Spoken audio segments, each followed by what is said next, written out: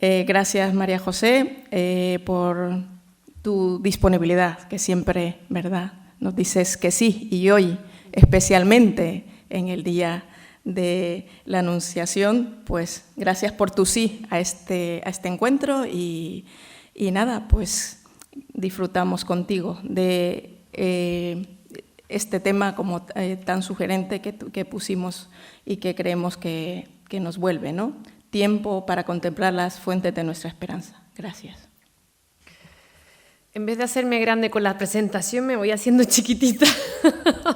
¡Qué vergüenza! Bueno, gracias, Edith. Ante todo, muchas gracias.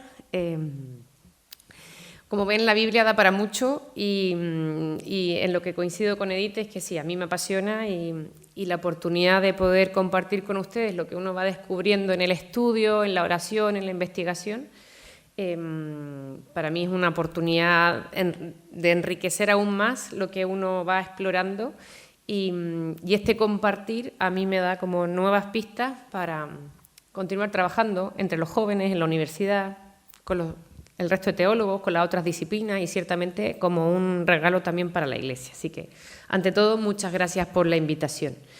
Bueno, hoy me han invitado a hablar de el tema de la esperanza y sobre todo el lema de Peregrinos de la Esperanza. La foto no la voy a explicar, simplemente las va a acompañar, nos va a acompañar a lo largo de esta charla, conferencia, y al final vamos a decir algunas palabras sobre ella. Así que ustedes déjense como a ver qué les dice la foto, ¿no? El plan de hoy tiene que ver con, primero, constatar la amenaza presente que tenemos a la esperanza creyente, ¿sí? La realidad mundial es un desafío que tenemos que mirar para ver cómo la esperanza puede responder a esa sensación de riesgo, de peligro, ¿no? Vamos a conversar sobre la fe como fuente de la esperanza cristiana, la pregunta sobre qué podemos esperar, porque también el tema de las expectativas es un tema importante. No creemos en Superman, por lo tanto hay que moderar las expectativas y moderar qué es lo que le podemos pedir a Dios. Y por último, apreciar los lugares de aprendizaje de esperanza que tenemos a la mano en nuestra vida cotidiana. ¿De acuerdo? A ver si podemos desarrollar estas 4 ideas, estos 4 puntos en esta horita que tenemos de regalo. Bien, todos constatamos que el presente es desolador, ¿no? El otro día con los chicos de Magis decíamos, claro, uno evita ver el telediario porque desanima, desalienta, no ofrece buenas noticias, sino que es un repaso de numerosas malas noticias. Viene además con múltiples imágenes desgarradoras. Estamos, no creo que sea diferente a tiempos pasados, pero estamos cada día más cerca de la guerra porque la podemos ver, sentir, tocar. Estamos implicados en las guerras. Antes quizás las guerras estaban un poquito más allá, pero no nos tocaban tanto. Y hoy día somos testigos del sufrimiento y de la pobreza humana de aquellos que generan la guerra, aquellos que la perpetúan en el tiempo y del sufrimiento de tantos, ¿no? Vemos también que han caído las ideologías. No es mejor la derecha que la izquierda, no está mejor el discurso de los ultra de izquierda o de derecha. Vemos que la democracia también se está poniendo en cuestión. Vengo yo de otra mesa redonda donde comentaban que la democracia está viéndose horadada, perjudicada por la práctica de la dominación. O sea, lo que antes era tremendamente positivo, se valoraba y se cuidaba, que era que todos pudiéramos tener la opción de escoger y de optar, ¿no? Hoy día la inteligencia artificial, la televisión, los medios de comunicación, no los vamos a demonizar, pero sabemos que están siendo manipulados muchas veces por el deseo de instalar una sola verdad o una sola mirada de las cosas, ¿no? Vemos que también el tiempo que es tan valioso se nos escapa de las manos porque estamos atorados de actividades, de experiencias, de impulso. Los jóvenes no tienen tiempo nunca de nada, no se pueden aburrir. Cosa que yo recuerdo en mi adolescencia, yo me pasaba aburrida, ¿no? Hoy día un joven no entiende en su cabeza que exista el espacio de aburrimiento, No existe la nada, siempre está conectado a algo, ¿no? Vemos que la civilización que vivimos está basada en el desarrollo, el progreso, la expansión. Cuando creímos que los territorios y las fronteras estaban definidas, se está peleando por el territorio.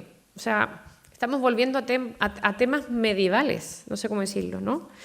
Luego miramos, perdonen lo negativa, pero quiero que constatemos la realidad porque de ahí hay que mirar la esperanza. Voy a solo recoger las cosas que nos apabullan, ¿no? Que nos perturban, que nos quitan paz, para luego recuperar la paz, ¿no? Vemos que hay falta de esperanza con el tema de la crisis climática. Hay catástrofes climáticas, que es lo que hemos visto en las últimas 4 o 5 tormentas que hemos tenido en España, pero hemos visto también esas catástrofes en las sequías prolongadas en los desiertos y en tierras donde se ha empobrecido aún más la población o los habitantes por esa falta del recurso del agua, la pelea por la energía, ¿no? Vemos que hay un desencanto personal, vemos que hay temas de salud mental que nos afectan después de la pandemia, han quedado a la vista, soledades no deseadas, soledades no acompañadas, ¿no? Vemos que hay corrupción, vemos que los ricos tienen más y los pobres tienen aún menos, ¿no? Y cada uno vive al día como puede, uno porque tiene muchas cosas y no sabe qué hacer con las cosas que tiene, y otro porque no tiene las suficientes para poder desplegar su vida. En fin, es un mundo que a ratos se plantea sin futuro, ¿sí? Y golpea a la humanidad toda, especialmente a los que no tienen fe. Porque el que no tiene fe, ¿en quién pone su esperanza?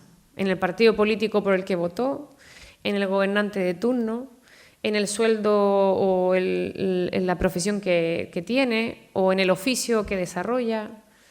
¿Dónde pone su esperanza, ¿no? Nosotros los cristianos tenemos como tarea encomendada aportar esperanza. Por eso no me da miedo recoger lo que nos amenaza o el peligro inminente o la sensación de riesgo, ¿no? O esta mirada negativa. ¿Por qué? Porque nosotros los que estamos aquí somos los que en esa mirada negativa encontramos luz, ¿no? Y este ratito va a tratar de eso, de que podamos como mirar dónde está esa luz, ¿sí? Los cristianos somos los que tenemos que encontrar, descubrir, dar a conocer, despertar en los demás las razones para vivir y las razones para esperar, ¿no? Y cabe la pregunta personal sobre quiénes son los que personalmente nos ofrecen razones para vivir y razones para esperar. Y lo planteo porque como aprendemos de otros a mirar con esperanza, nosotros como bautizados, como sacerdotes también, como lo dice la primera carta de Pedro, que somos sacerdotes, que ofrecemos a Dios sacrificios espirituales para construir una casa para Dios en este mundo, nosotros como esos mediadores entre Dios y la humanidad, ¿de qué modo ofrecemos razones de esperanza? Con los que compartimos, con los que nos relacionamos, con los que convivimos, ¿no? ¿Nuestra mirada interpela la esperanza? Bueno, instalo la pregunta, ¿no? ¿Qué ocurre? Que la persona, el individuo, el ser humano, somos personas de deseos. Somos agentes de deseo. Yo trabajo con universitarios, tengo 70 en el aula, y cuando les planteo qué es el anhelo más profundo de su corazón, no es fácil que lo distingan, ¿no? Porque los primeros deseos son materiales, los segundos deseos son afectivos, ¿no? Y ya cuando llegan a la esencia, el deseo más profundo es el amor incondicional, ¿no? El amor incondicionado. ¿Y por qué pongo este tema de las razones para vivir? Porque resulta que en nuestra cotidianeidad, en nuestra vida diaria, se nos regalan razones para vivir. El tema es que tenemos que descubrirla. Y si ustedes vuelven a la mirada bíblica sobre el reino de Dios traído por Jesús, las imágenes siempre son de banquete, de celebración, de fiesta, de compartir, ¿no? Y ahí tenemos una pista. Nosotros, nuestra esperanza está en el tesoro de nuestra interioridad, en germen. ¿En qué sentido? En que nosotros tocamos lo extraordinario casi diariamente. Y tocamos lo extraordinario cuando tenemos una celebración festiva. Tocamos lo extraordinario cuando celebramos el cumpleaños de una amiga, de una hermana, de un padre.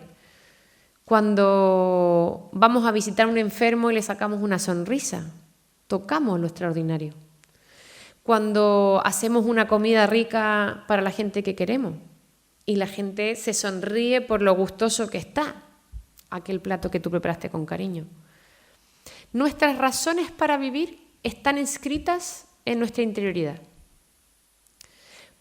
Podemos esperar o sabemos esperar porque hemos experimentado eso extraordinario en la vida, ¿no? Y eso extraordinario en la cotidianidad de la vida es como un destello de luz, ¿no? Que tocamos pero no atesoramos, o sea, no logramos controlar, no podemos meterlo en la jarra de agua para mirar el evento extraordinario. Lo palpamos pero se nos escapa. Al final del día nos metemos en la cama, miramos un poco el móvil y a dormir. Y qué bonito fue el día. Y al día siguiente estamos de nuevo preparando el café, preparando la comida, planchando, yendo a la compra, o yendo a trabajar, revisando los correos. Volvimos a la rutina. Y en nuestro corazón vuelve a despertarse ese deseo de lo extraordinario, ¿no? Entonces, ¿con esto qué quiero decir? Que la vida nos demuestra que esta vida presenta algo más que esta vida que vivimos. O sea, esta cotidianidad no es la única vida que podemos palpar. Esta vida tiene algo más de vida, ¿no? ¿Qué quiere decir eso? Que nuestra cotidianeidad se abren umbrales para percibir al absoluto. Umbrales, puertas para percibir que Dios existe, que está presente en nuestras vidas. Y uno dice, pero bueno, ¿cómo? ¿De qué manera? Claro, si Dios fuera evidente, yo no tendría trabajo, comenzando por ahí, ¿no? Yo no tendría trabajo y me estaría dedicando posiblemente a la historia de la humanidad, no sé, ¿no? Porque si Dios puede entrar por esa puerta y todos lo podemos reconocer, es que entonces lo podemos fotografiar, es que entonces podemos hacer un selfie, invitarlo a comer a casa, yo qué sé, que Él venga y cuente cómo es Dios. No me tiene aquí mediadores, no necesita mediaciones, ¿no? Pero resulta que Dios no es del todo evidente, no es visto por todos y no siempre lo percibimos presente. Pero en nuestra vida diaria, los que tenemos fe, tenemos esa percepción de que ha pasado a nuestro lado en algún momento del día. Y esa experiencia de sentir que Dios está es lo que tenemos que entender como fe. Otra gente dirá que es el destino, otro dirá que es la casualidad, otro dirá que se ordenaron los planetas, otro dirá que la Pachamama le ofreció, ¿no es cierto?, una energía que trajo el bien. Bueno, puede tener muchas explicaciones, pero los que tenemos fe entendemos que en esta intemperie existencial, revisada anteriormente, ante esta sensación de peligro, de amenaza, en esta sensación de soledad absoluta, hay experiencia en germen de lo que Dios quiere para nosotros el resto de la vida. Todos sabemos que cuando un niño nace, si no cae en brazos de alguien y no tiene la experiencia del apego de forma inmediata, se muere. Un cordero pues se cae, pumpa, y se pone de pie, ¿no? Un cerdo se cae y se pone de pie, un Bambi, bueno. Los animales no necesitan el apego. Nosotros como seres humanos necesitamos la experiencia del cariño y del afecto. ¿Por qué digo esto? Porque ese es el misterio de la persona humana, que anhela, está preparado, creado, hecho para acoger el absoluto.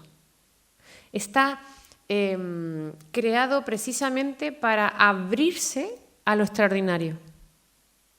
Ese deseo permanente de ser visto no lo satisface el marido, no lo satisface la esposa, no lo satisface los niños. Paréntesis, nota a pie de página. ¿Vieron la película El náufrago? ¿Sí o no les sonará? El náufrago es un pobre hombre que tiene un accidente de avión y cae en una isla. Y en esa isla no tiene nada más que un amigo imaginario que se ha inventado y una foto de su novia. Y la reflexión, que por eso me acuerdo de la película, es que él dice: yo sobreviví porque ella me estaba esperando al volver a casa, ¿no? Nuestros amores son condicionados, por desgracia.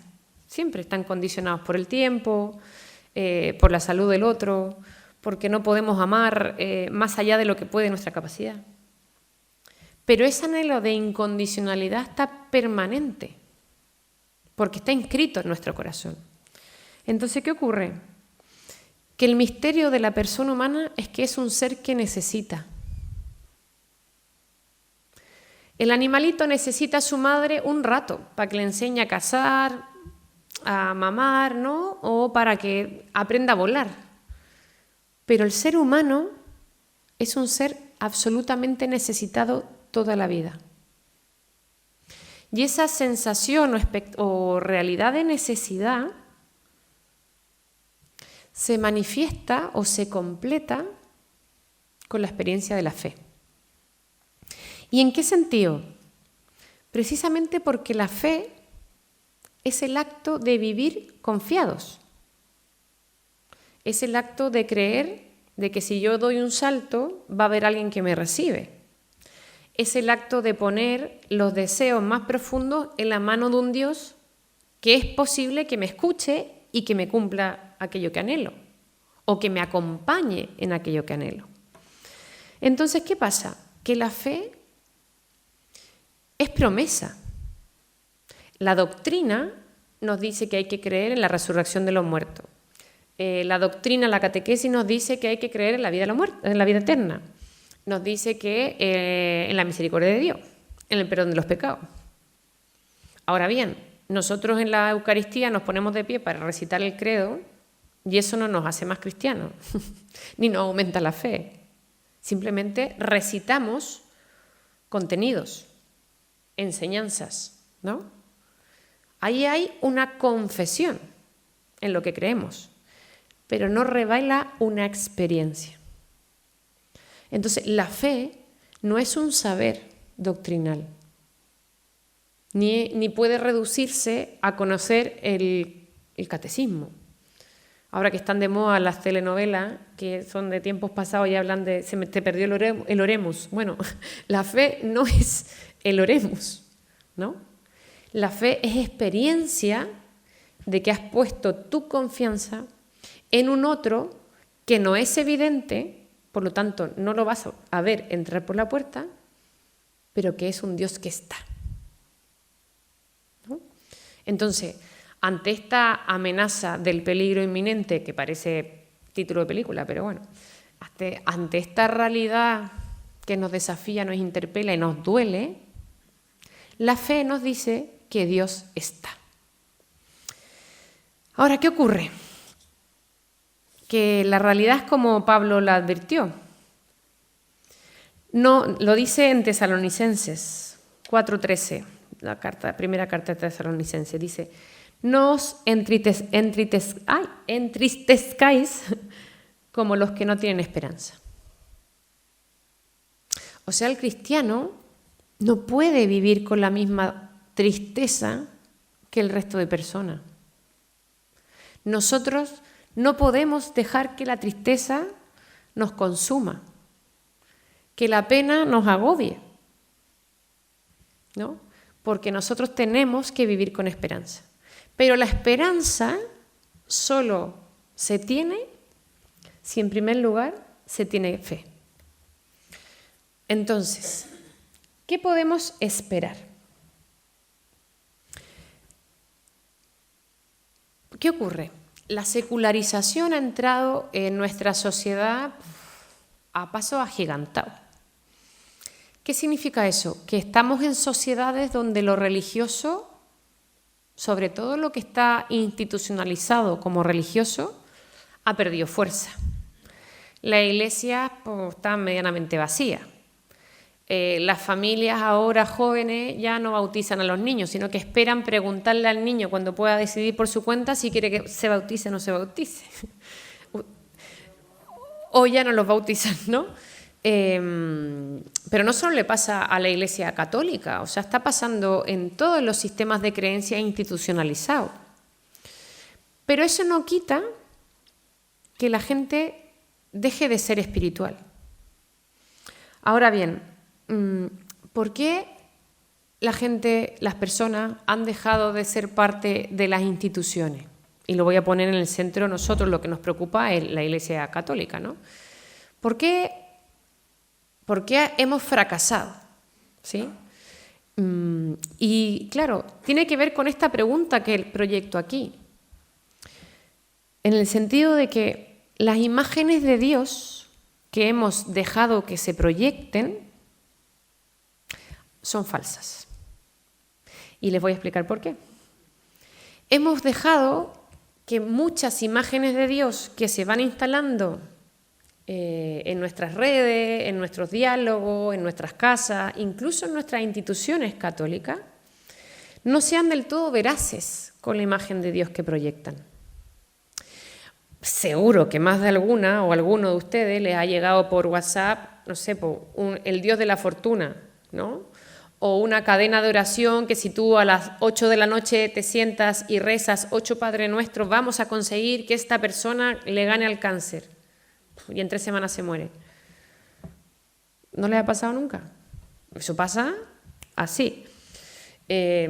Cuando te dan, yo qué sé, una novena para conseguir tal cosa. Claro, da la sensación que el Dios que proyectamos a través de ese tipo de espiritualidades vacías es como que Dios nos diera porque nosotros le damos, ¿no?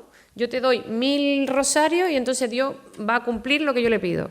Yo hago la novena, entonces Dios va a cumplir lo que yo necesito que me solucione.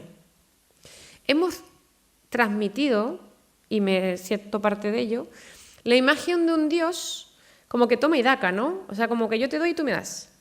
En Cuaresma, lo comentaba también con los jóvenes del Magis, que claro, ¿cuántas veces alguien dice, voy a aprovechar de bajar de peso, entonces voy a sacrificarme y voy a dejar de comer pan en Cuaresma, ¿no? Para que Dios me cumpla esta manda. O voy a caminar de rodillas 60 kilómetros hasta no sé dónde para que Dios... Ojo, eso no está mal. Lo que no es correcto es creer que porque lo haces, Dios te va a devolver lo que tú le pides.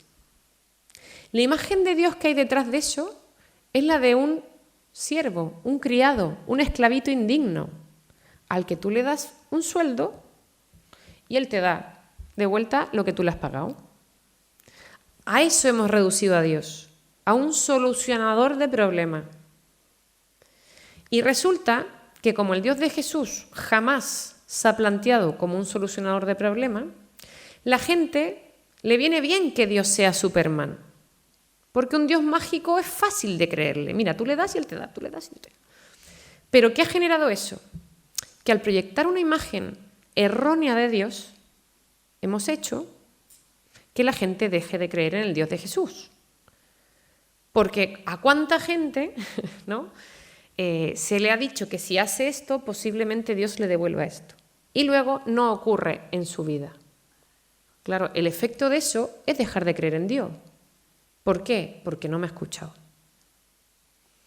Entonces, el problema no es Dios, ¿no? El problema no es en quién tú pones tu expectativa, sino que el problema es qué expectativa has puesto en Dios.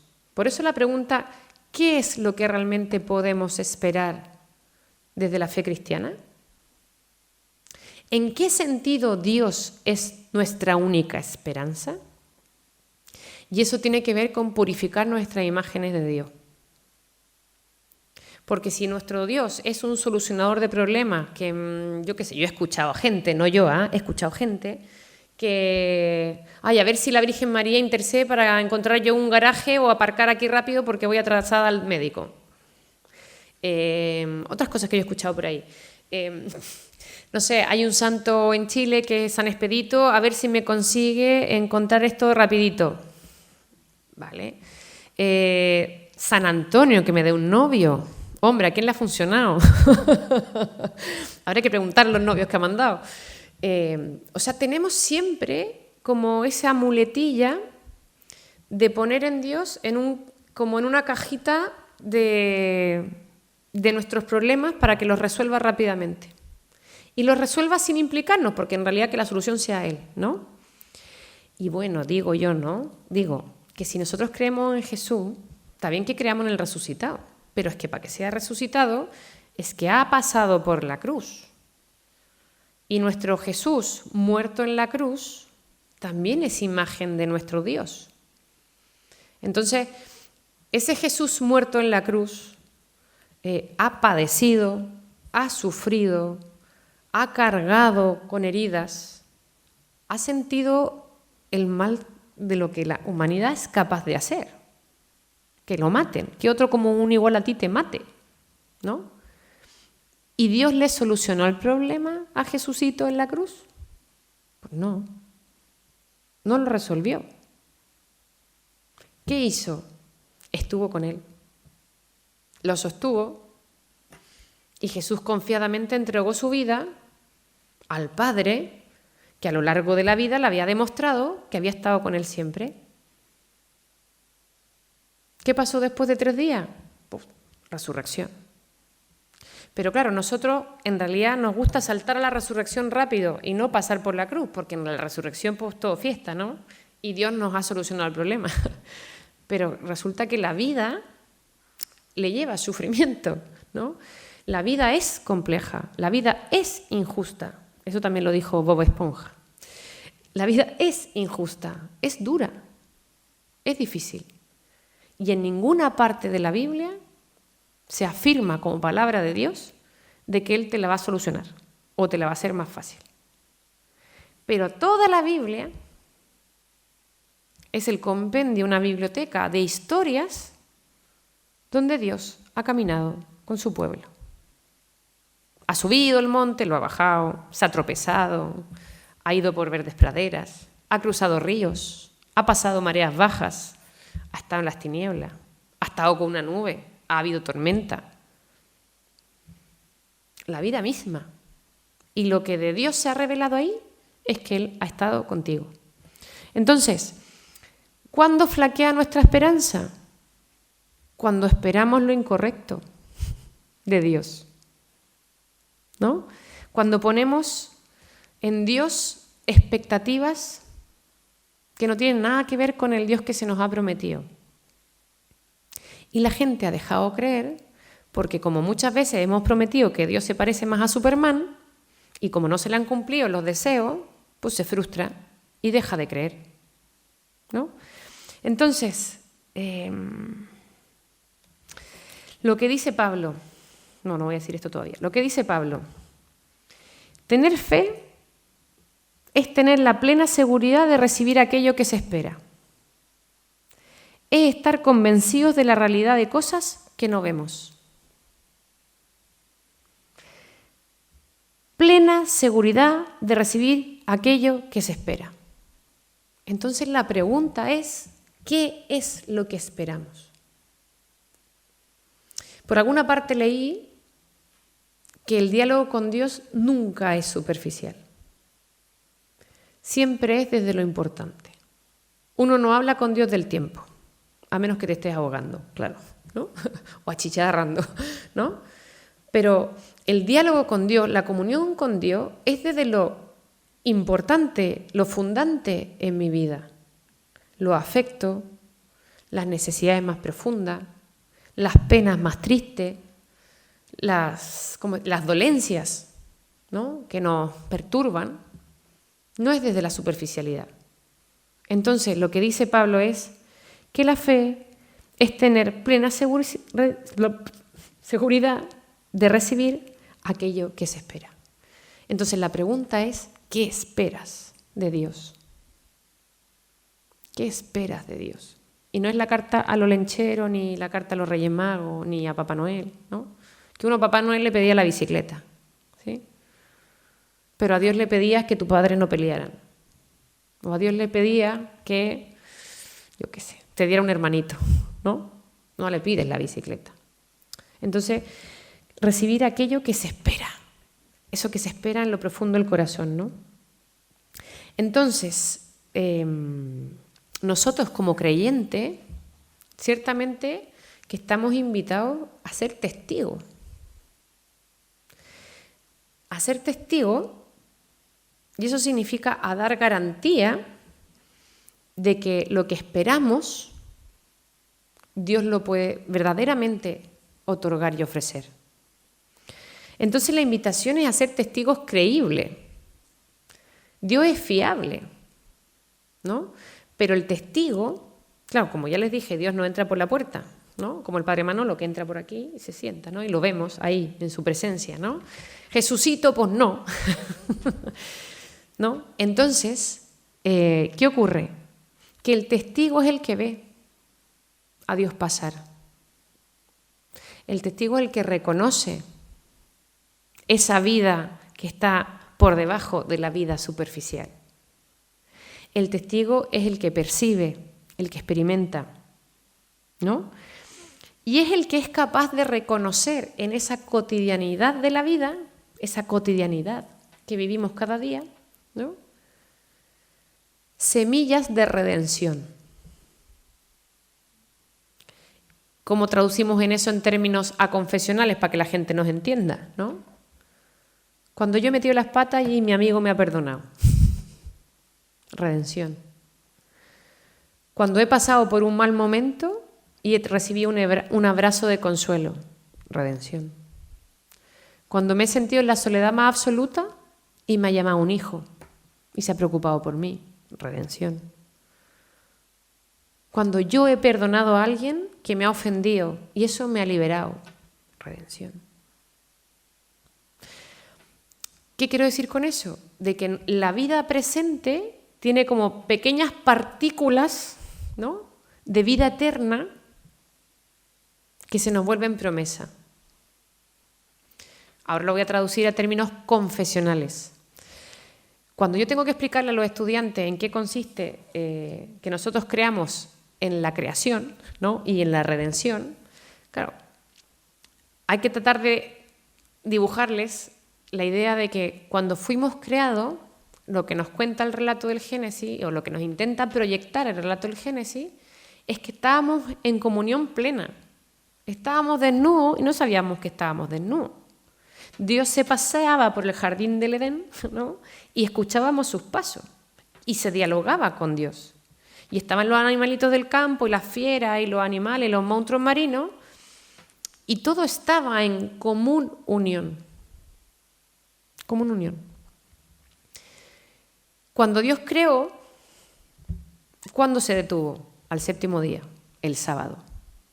Y lo que indicó, dijo que Él descansaba, pero no solo Él, sino que yo y todos mis compañeros, ¿no? Descansa Dios y descansaban los seres humanos, descansaba la yegua, el buey, el caballo, el burro, lo que hubiera, ¿no?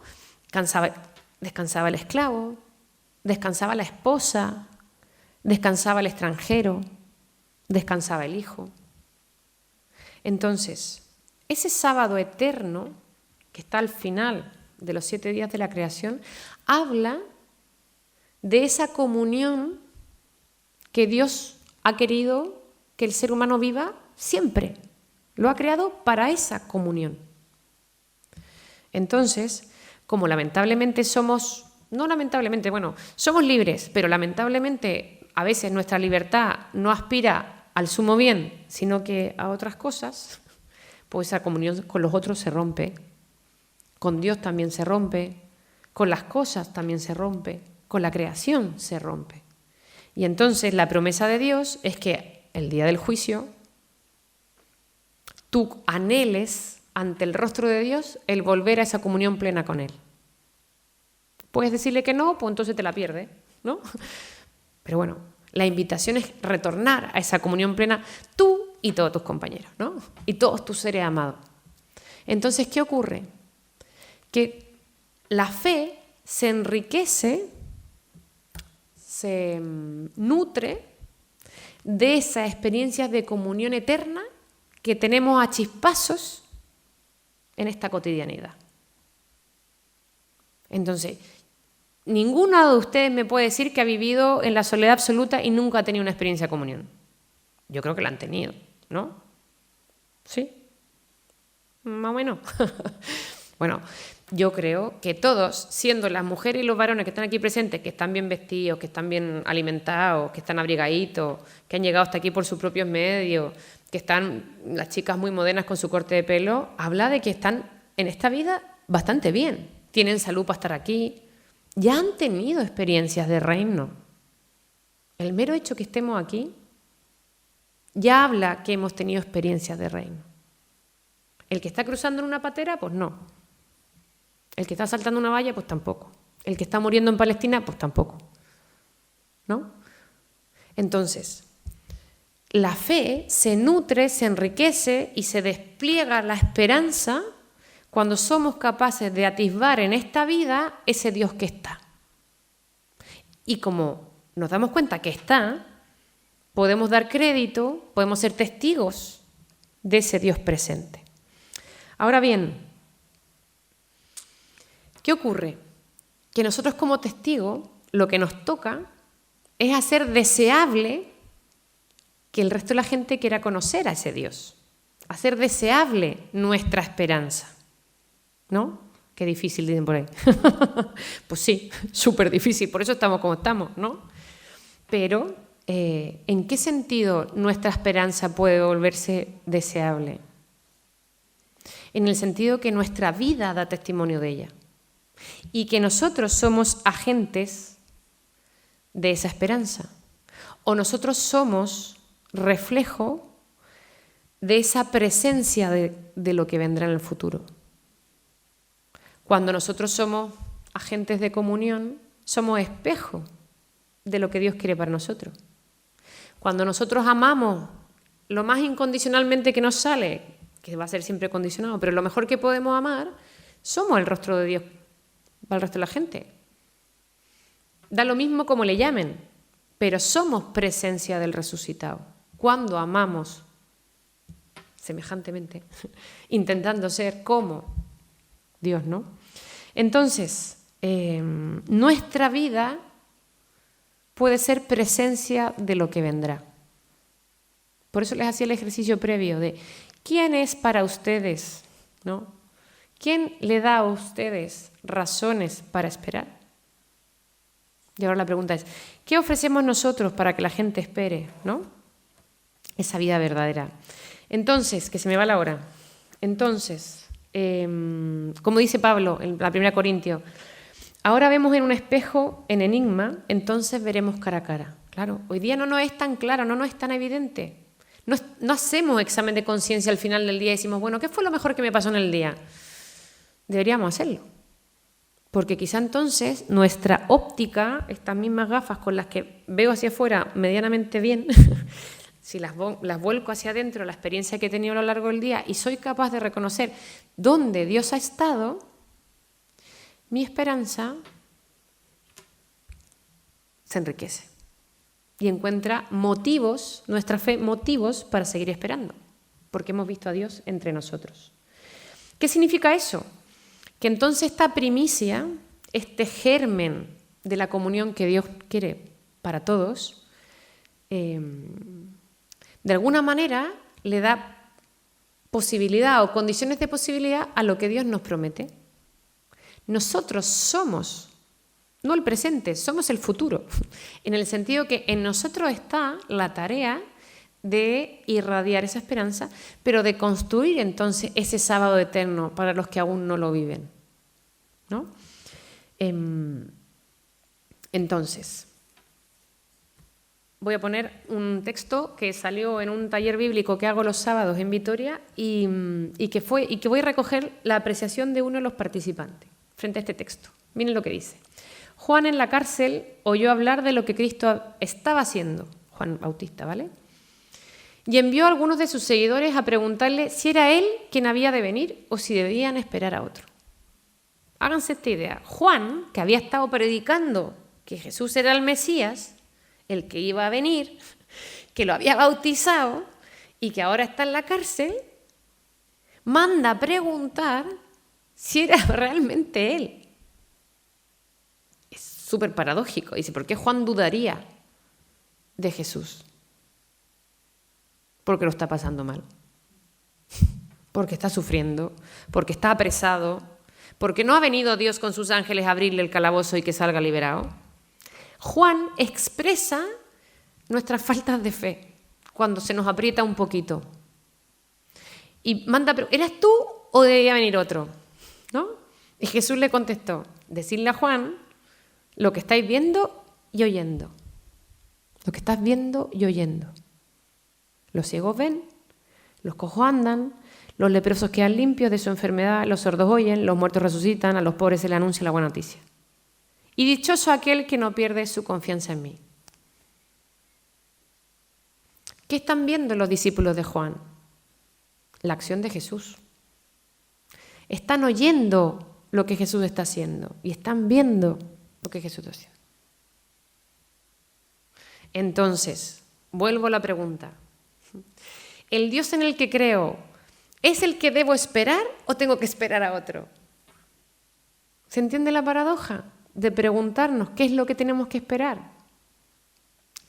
Bueno, con lo dicho ya comenté lo que me dijo la persona del grupo. En el fondo, hasta Juan le entra la duda, porque nuestras expectativas a veces buscan que como los juguetes de los niños, ¿no? Que el triángulo calce en el triángulo, que el circulito en el circulito, que el cuadrado en el cuadrado, ¿no? Pero si Dios calzara en nuestra expectativa, dejaría de ser Dios, porque nuestra expectativa siempre va a ser humana. Siempre va a ser humana.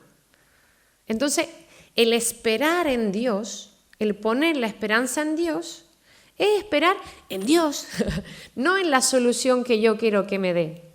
Porque esa va a ser siempre humana, condicionada, limitada. Y si Dios cabe en mi expectativa, deja de ser Dios. No sé si se entiende lo que digo. Hasta ahora a la tarde ya puedo estar un poco difícil de explicar las cosas. Pero bueno, ¿cómo reconocemos a Dios? Vale, si es Dios, ¿cómo esperamos en Él, no? Evidentemente que una de las primeras fuentes para conocer a Dios, evidentemente que es Jesús de Nazaret. Los evangelios, lo que se dice que hace, lo que predica, lo que anuncia, los gestos que tiene, la forma en que toca, la forma en que mira, la forma en que habla, la forma en que acompaña, la forma en que acoge. Con la sirofenicia, con la samaritana, con el fariseo, con el leproso, con el ciego, con... ¿quién es este otro? Zaqueo. Bueno, traigan a su mente todos los personajes bíblicos de los evangelios y se van a dar cuenta que la única actitud de Jesús es acogida, acogida, búsqueda de la comunión plena. Y entonces, ¿por qué se dice de Jesús que... lo que decía Juan, conviértanse que el reino de Dios está cerca. ¿Por qué está cerca con Jesús? Porque Jesús lo pone en acto. Jesús instaura, irrumpe en la historia, devolviendo la capacidad del ser humano de construir esa comunión plena. Sin Jesús, pues estaríamos súper perdidos, no sabríamos cómo. Anhelando entrar en comunión con la gente, anhelando entrar en comunión con Dios, pero no sabiendo cómo. Jesús irrumpe en la historia para decirnos cómo. Ya termino, ¿eh? Entonces, la buena noticia de Jesús, ¿cuál es? La bienaventuranza. Pero la buena noticia de Jesús es profética porque denuncia lo que rompe la comunión. denuncia la precariedad de tantos que viven en condiciones miserables, denuncia la explotación, denuncia la marginación social, denuncia la falta de diálogo, denuncia la marginalidad y denuncia a las personas que rompen la comunión con los otros. Y que pueden ser los que ostentan el poder, pueden ser los que tienen autoridad religiosa, pueden ser incluso tus hermanos de familia. O sea, lo que Jesús denuncia son aquellas acciones que rompen la comunión con los demás y con Dios. Y denuncia a los fariseos porque lo religioso, en vez de aportar comunión con Dios, excluía, separaba, marginaba. Tú no eres suficientemente puro. Tú no has cumplido con el rito. Tú tampoco, porque no calzas, ¿no? Entonces, fuente para saber y reconocer dónde Dios está, Jesús. Tenemos que mirar y conocer a Jesús para reconocer dónde Dios actúa hoy. Y es Jesús el que nos muestra las condiciones de posibilidad de vivir esa comunión plena. Se puede construir, ¿no? Ahora, ¿de qué manera? Pues cristianos comprometidos. No cristianos piadosos, cristianos comprometidos. La piedad es el espacio de descanso en Dios. Pero no se puede tener solo piedad, ni se puede tener solo compromiso. El compromiso y la piedad van juntos, porque creo que San Ignacio dijo, que si no me corrija Manolo, ¿no? Que hay que hacer todo como si Dios no existiera y esperar todo de Dios, ¿no? Y va por ahí. Entonces, pero la idea está clara, ¿no? Cristianos comprometidos, ¿por qué? Porque somos nosotros los que tenemos que denunciar proféticamente como Jesús lo que impide la comunión con los demás, lo que rompe la comunión, lo que resta salud, lo que oprime, lo que explota, lo que margina, lo que mata de hambre, lo que mata en la guerra. Nosotros somos los que podemos poner humanidad donde se ha deshumanizado la sociedad, ¿no? Y entonces, esa responsabilidad es una responsabilidad ética, es un estilo de vida, que primero tenemos que ser testigos, ¿no? Para reconocer la presencia de Dios. Y segundo, imitar a Jesús proféticamente para denunciar dónde se rompe la comunión y dónde falta poner humanidad. Y tercero, ¿no?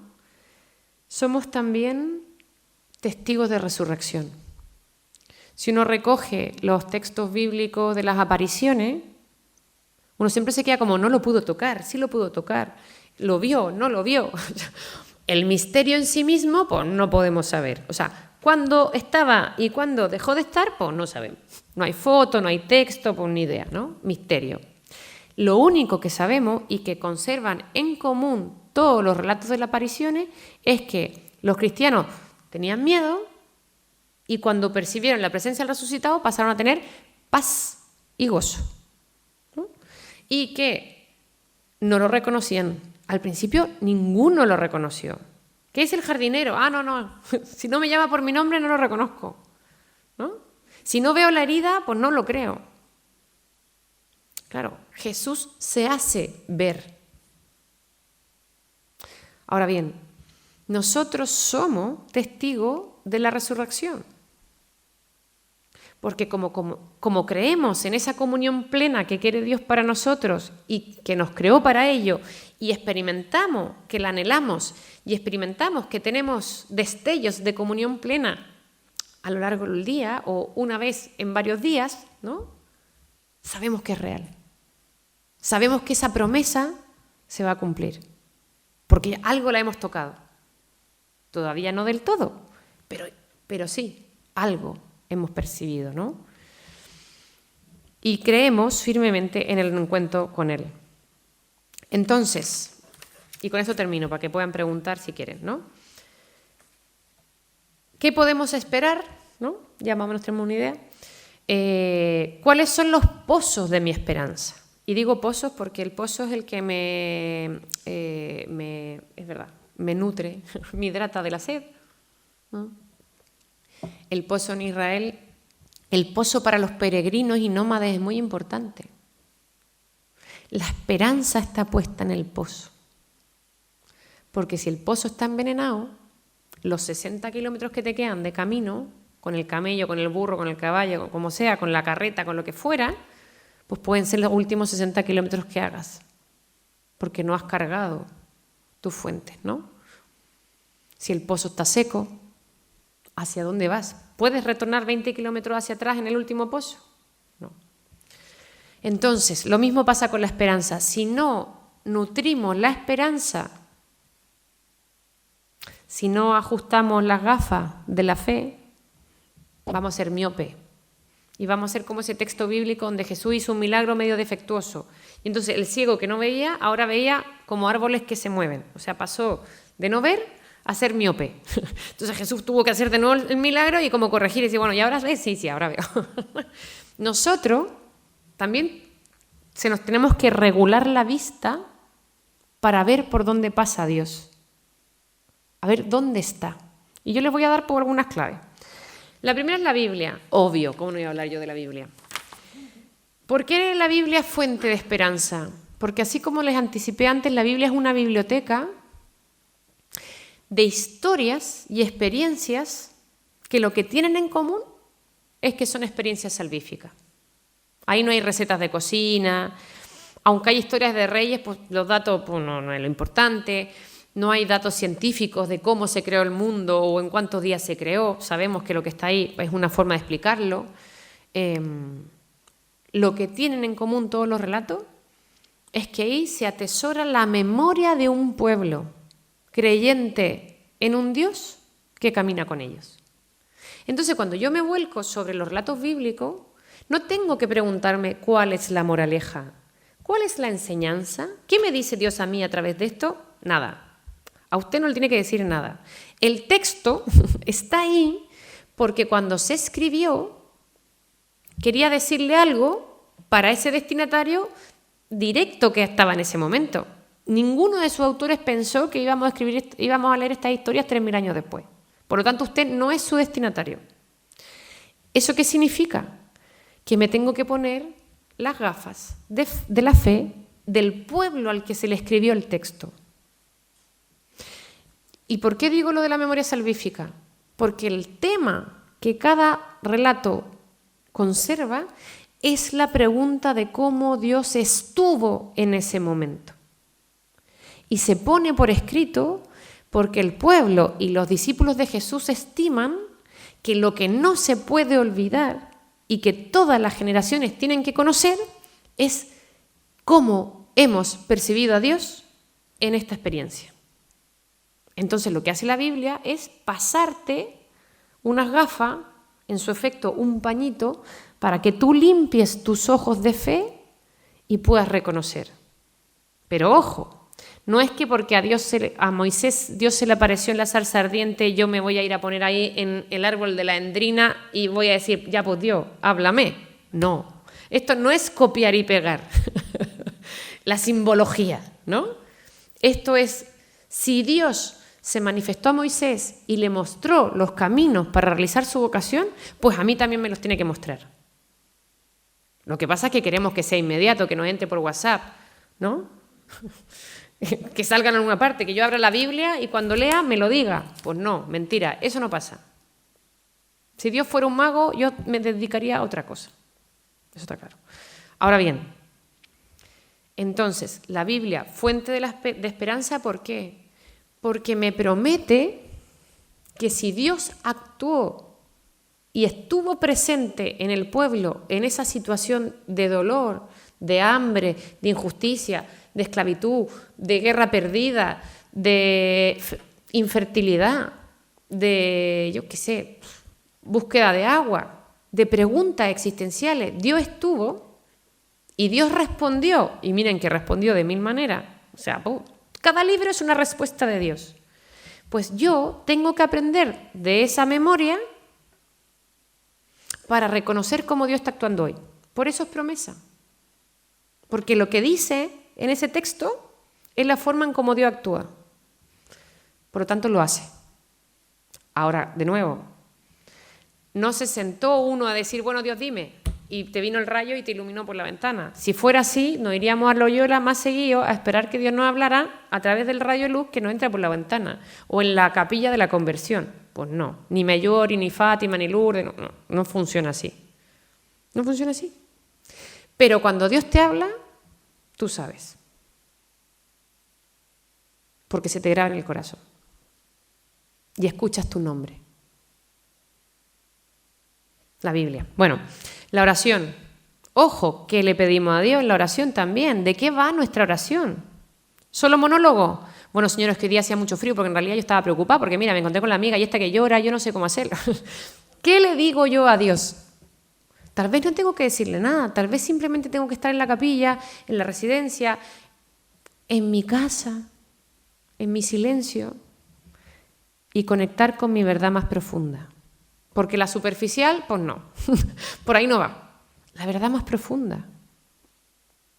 Y las verdades a veces duelen. Pues bueno, ahí quiere estar Dios. Y lo dije en un retiro en Navidad. Jesús no nació como el Mesías que se esperaba en un palacio. Nació ahí, en lo oscurito, donde había caquita de animales, animales infestos, o sea, allí, en la podredumbre. Y si Dios nace ahí, es porque en nuestra podredumbre también puede nacer. Y sin dejar de ser Dios. Entonces, la oración tiene que tener por formato y contenido nuestra verdad más profunda. Y si no somos capaces de verla, esa verdad, porque está muy oscurito y maloliente ahí abajo, saber que Dios está ahí. Saberlo nos devuelve la esperanza. Bueno, ya terminó. La propia biografía. Para ser testigos tenemos que hacer memoria salvífica de lo que Dios ha hecho con nosotros. Nosotros también recibimos la fe, o al menos el testimonio de que Dios existía y que Dios estaba, de otros. Una abuelita, la religiosa del colegio, el padre con el que me confesé, yo qué sé, la catequesis de la primera comunión, la amiga mamá del cole de los niños, puede ser cualquiera. En nuestra historia de fe, si no hay memoria salvífica, no hay fe. Lo que hay es doctrina, catecismo, confesión, el credo.